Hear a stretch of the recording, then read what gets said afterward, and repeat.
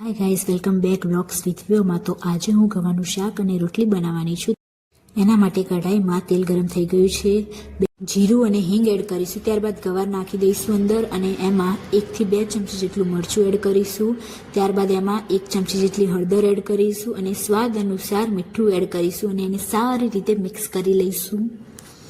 આને સારી રીતે મિક્સ કરવાનું છે. આજે હું મારા બા અને દાદા માટે જમવાનું બનાવું છું. સારી રીતે મિક્સ થઈ ગયું છે. ત્યારબાદ એમાં 1 કટકો ગોળ એડ કરવાનું અને સારી રીતે મિક્સ કર્યા બાદ એમાં 1 કપ જેટલું પાણી વેડીને ઢાંકણ ઢાંકી દેવાનું છે. હવે ગાઈઝ હું રોટલી બનાવીશ. બાએ લોટ બાંધીને તૈયાર રાખ્યો હતો.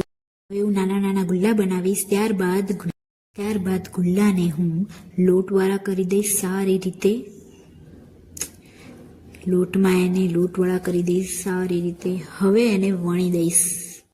હવે મેં વણી દીધી છે આ રીતે ગાઈસ, તમે જોઈ શકો છો. હવે તવી ગરમ થઈ ગઈ છે અને મેં રોટલી નાખી પણ થોડીક બહાર પડી ગઈ, પણ ચાલે એટલું તો. હવે એક બાજુથી રોટલી ચડી ગઈ છે. હવે એને ઊંધી કરીશું.